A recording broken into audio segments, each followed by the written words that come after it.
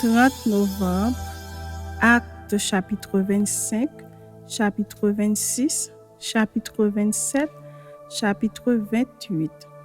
Festus, étant arrivé dans la province, monta 3 jours après de Césarée à Jérusalem. Les principaux sacrificateurs et les principaux d'entre les Juifs lui portèrent plainte contre Paul. Ils firent des instances auprès de lui et dans des vues hostiles, lui demandèrent comme une faveur qu'il le fît venir à Jérusalem. Ils préparaient un guet-apens pour le tuer en chemin.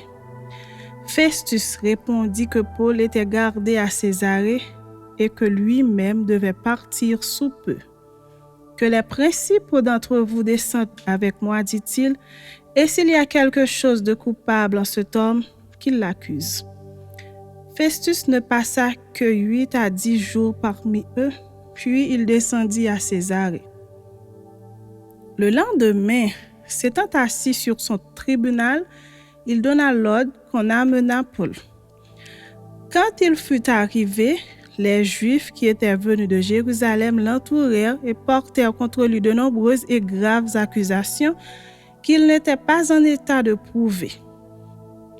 Paul entreprit sa défense en disant « Je n'ai rien fait de coupable, ni contre la loi des Juifs, ni contre le temple, ni contre César. » Festus, désirant plaire aux Juifs, répondit à Paul « Veux-tu monter à Jérusalem et y être jugé sur ces choses en ma présence ?»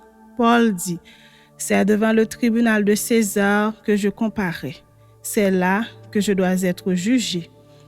Je n'ai fait aucun tort aux Juifs, comme tu le sais fort bien. Si j'ai commis quelque injustice ou quelque crime digne de mort, je ne refuse pas de mourir. Mais si les choses dont ils m'accusent sont fausses, personne n'a le droit de me livrer à eux.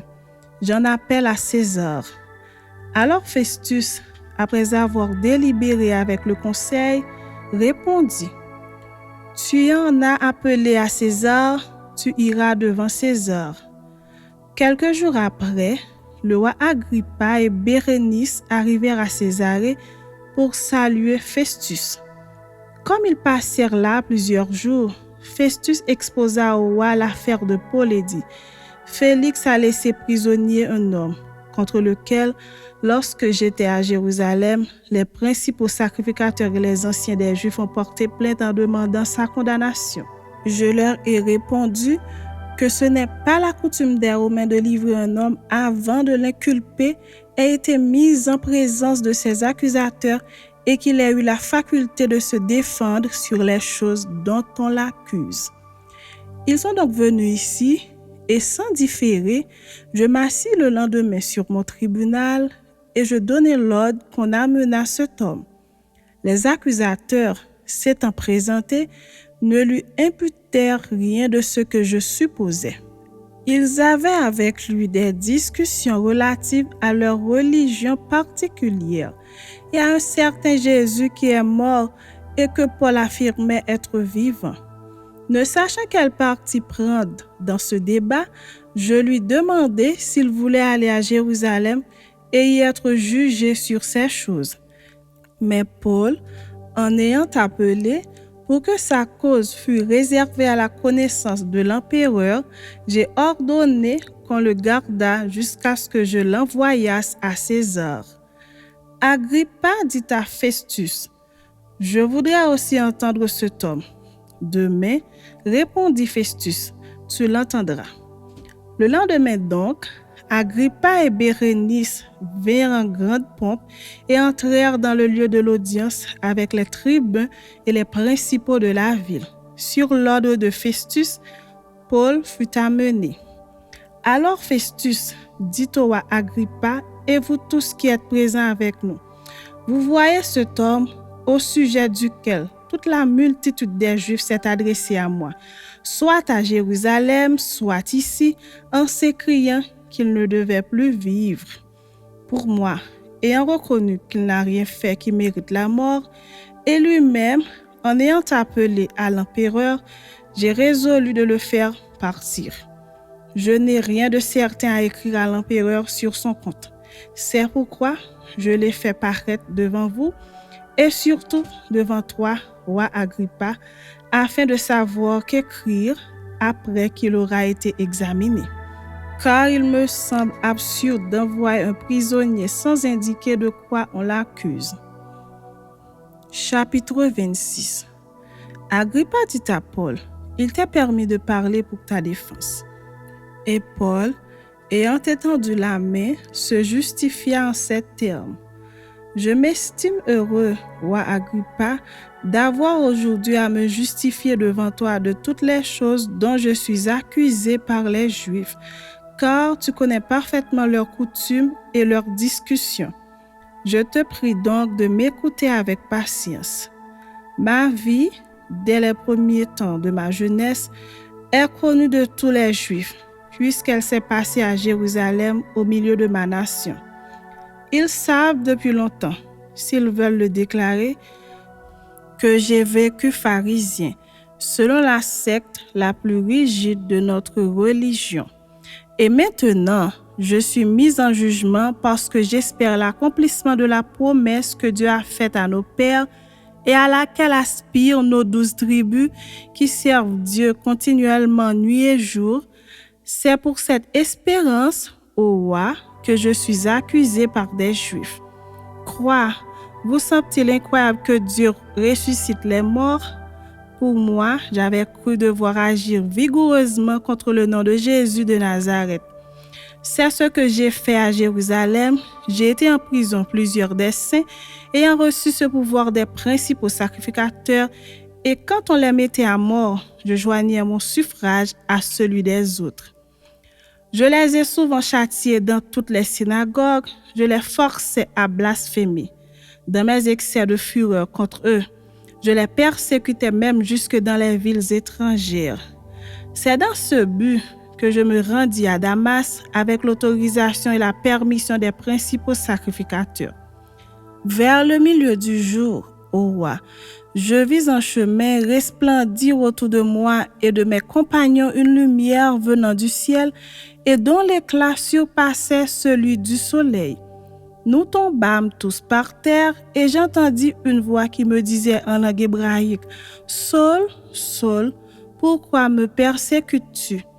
Il te serait dur de regimber contre les aiguillons. » Je répondis, « Qui es-tu, Seigneur? » Et le Seigneur dit, « Je suis Jésus que tu persécutes. Mais lève-toi et tiens-toi sur tes pieds, car je te suis apparu pour t'établir ministre et témoin des choses que tu as vues et de celles pour lesquelles je t'apparaîtrai. Je t'ai choisi du milieu de ce peuple et du milieu des païens, vers qui je t'envoie, afin que tu leur ouvres les yeux, pour qu'ils passent des ténèbres à la lumière et de la puissance de Satan à Dieu, pour qu'ils reçoivent par la foi en moi le pardon des péchés et l'héritage avec les sanctifiés. En conséquence, roi Agrippa, je n'ai point résisté à la vision céleste, à ceux de Damas d'abord, puis à Jérusalem, dans toute la Judée et chez les païens, j'ai prêché la repentance et la conversion à Dieu avec la pratique d'œuvres dignes de la repentance. Voilà pourquoi les Juifs se sont saisis de moi dans le temple et ont tâché de me faire périr. Mais grâce au secours de Dieu, j'ai subsisté jusqu'à ce jour, rendant témoignage devant les petits et les grands, sans m'écarter en rien de ce que les prophètes et Moïse ont déclaré devoir arriver, savoir que le Christ souffrirait et que ressuscité le premier d'entre les morts, il annoncerait la lumière au peuple et aux nations. Comme il parlait ainsi pour sa justification, Festus dit à haute voix, « Tu es fou, Paul, ton grand savoir te fait déraisonner. » « Je ne suis point fou, très excellent Festus, répliqua Paul. Ce sont au contraire des paroles de vérité et de bon sens que je prononce. Le roi est instruit de ces choses et je lui en parle librement, car je suis persuadé qu'il n'en ignore aucune, puisque ce n'est pas en cachette qu'elles se sont passées. Crois-tu au prophète, roi Agrippa? Je sais que tu y crois.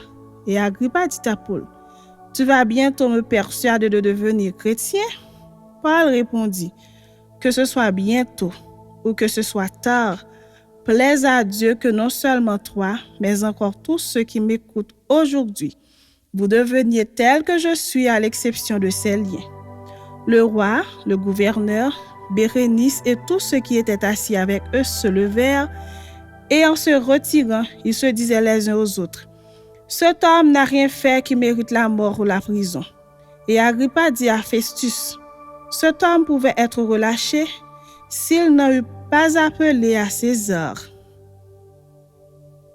Chapitre 27. Lorsqu'il fut décidé que nous nous embarquerions pour l'Italie, on remit Paul et quelques autres prisonniers à un centenier de la cohorte Auguste nommé Julius. Nous montâmes sur un navire d'Adramite qui devait côtoyer l'Asie et nous partîmes, ayant avec nous Aristarque, macédonien de Thessalonique. Le jour suivant, nous abordâmes à Sidon et Julius, qui traitait Paul avec bienveillance, lui permit d'aller chez ses amis et de recevoir leurs soins. Partis de là, nous longeâmes l'île de Chypre parce que les vents étaient contraires. Après avoir traversé la mer qui baigne la Cilicie et la Pamphylie, nous arrivâmes à Myra en Lycie. Et là, le centenier, ayant trouvé un navire d'Alexandrie qui allait en Italie, nous y fit monter. Pendant plusieurs jours, nous naviguâmes lentement, et ce ne fut pas sans difficulté que nous atteignîmes la hauteur de Snide, où le vent ne nous permit pas d'aborder. Nous passâmes au-dessous de l'île de Crète du côté de Salmone. Nous la côtoyâmes avec peine et nous arrivâmes à un lieu nommé Beauport, près duquel était la ville de Lasée. Un temps assez long s'était écoulé et la navigation devenait dangereuse car l'époque même du jeûne était déjà passée. C'est pourquoi Paul avertit les autres en disant, « Ô homme, je vois que la navigation ne se fera pas sans péril et sans beaucoup de dommages, non seulement pour la cargaison et pour le navire, mais encore pour nos personnes. » Le centenier écouta le pilote et le patron du navire plutôt que les paroles de Paul. Et comme le port n'était pas bon pour hiverner, la plupart furent d'avis de le quitter pour tâcher d'atteindre Phénix, port de Crète qui regarde le sud-ouest et le nord-ouest afin d'y passer l'hiver. Un léger vent du sud vint à souffler, et se croyant maîtres de leur dessein, ils levèrent l'ancre et côtoyèrent de près l'île de Crète. Mais bientôt, un vent impétueux qu'on appelle Eurachylon se déchaîne sur l'île. Le navire fut entraîné sans pouvoir lutter contre le vent, et nous nous laissâmes aller à la dérive. Nous passâmes au-dessous d'une petite île nommée Clauda, et nous eûmes de la peine à nous rendre maîtres de la chaloupe. Après l'avoir hissée, on se servit des moyens de secours pour ceindre le navire, et dans la crainte de tomber sur la Syrte, on abaissa les voiles. C'est ainsi qu'on se laissa emporter par le vent. Comme nous étions violemment battus par la tempête, le lendemain, on jeta la cargaison à la mer. Et le 3e jour, nous y lançâmes de nos propres mains les agresses du navire. Le soleil et les étoiles ne parurent pas pendant plusieurs jours, et la tempête était si forte que nous perdîmes enfin toute espérance de nous sauver. On n'avait pas mangé depuis longtemps. Alors Paul, se tenant au milieu d'eux, leur dit, « Ô homme, il fallait m'écouter et ne pas partir de Crète afin d'éviter ce péril et ce dommage. Maintenant, je vous exhorte à prendre courage, car aucun de vous ne périra, et il n'y aura de perte que celle du navire. » Un ange du Dieu à qui j'appartiens et que je sers m'est apparu cette nuit et m'a dit, « Paul, ne crains point. Il faut que tu comparaisses devant César, et voici, Dieu t'a donné tous ceux qui naviguent avec toi. C'est pourquoi, ô homme, rassurez-vous, car j'ai cette confiance en Dieu qu'il en sera comme il m'a été dit. Mais nous devons échouer sur une île.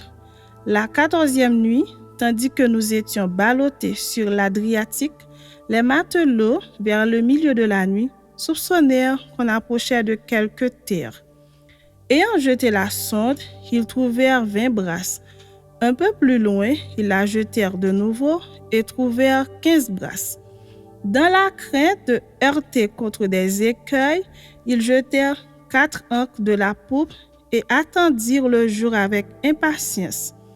Mais comme les matelots cherchaient à s'échapper du navire et mettaient la chaloupe à la mer sous prétexte de jeter les ancres de la proue, Paul dit aux centeniers et aux soldats, « Si ces hommes ne restent pas dans le navire, vous ne pouvez être sauvés. » Alors les soldats coupèrent les cordes de la chaloupe et la laissèrent tomber.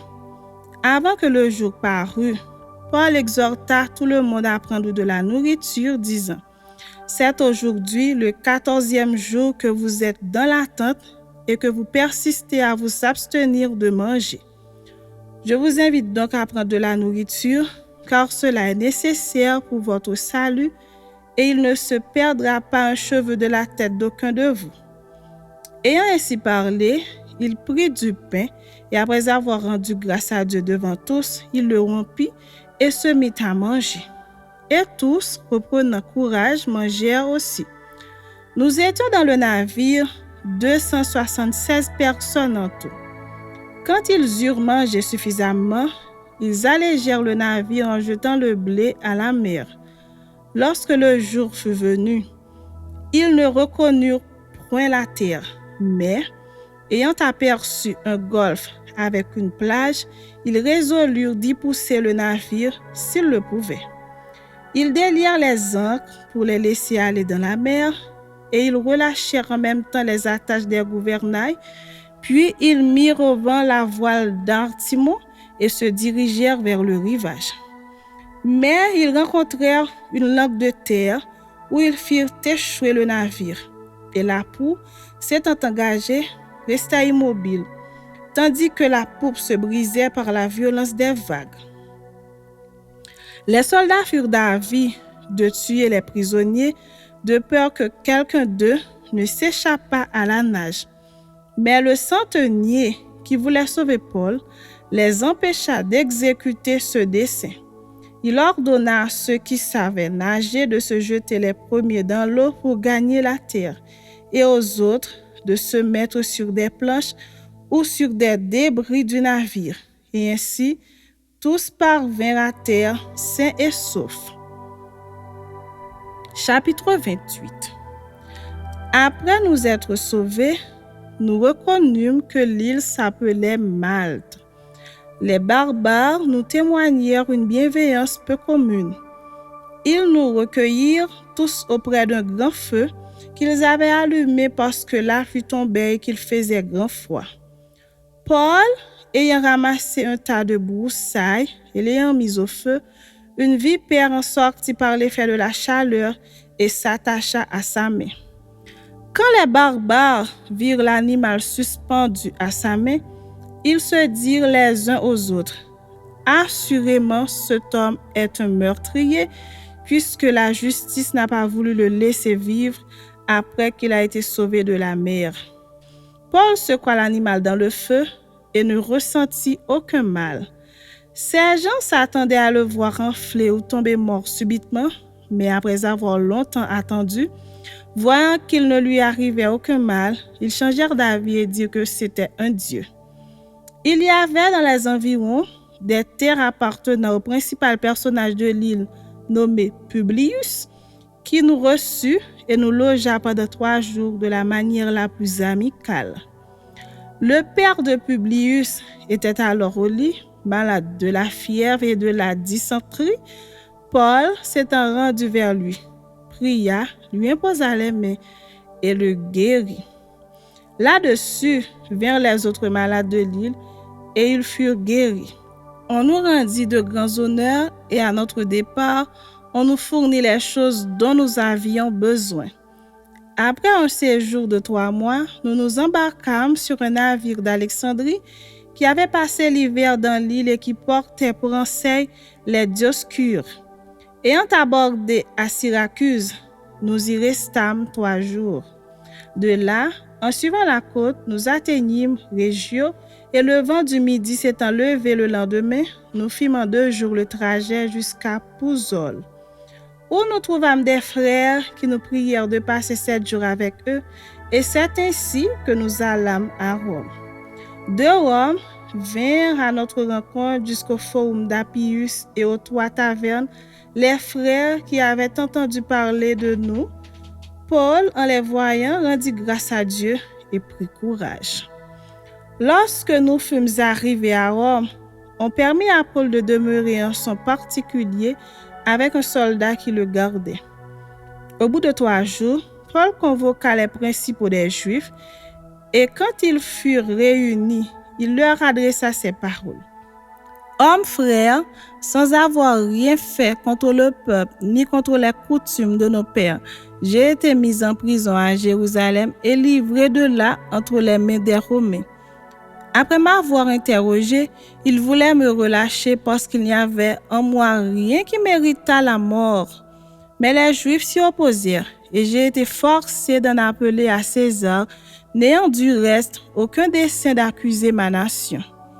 Voilà pourquoi j'ai demandé à vous voir et à vous parler, car c'est à cause de l'espérance d'Israël que je porte cette chaîne.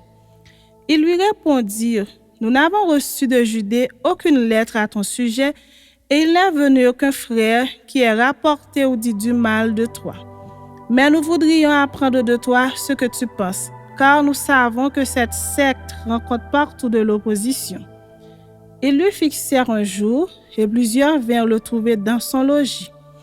Paul leur annonça le royaume de Dieu, en rendant témoignage et en cherchant par la loi de Moïse et par les prophètes à les persuader de ce qui concerne Jésus. L'entretien dura depuis le matin jusqu'au soir. Les uns furent persuadés par ce qu'il disait et les autres ne crurent point. Comme ils se retiraient en désaccord, Paul n'ajouta que ces mots.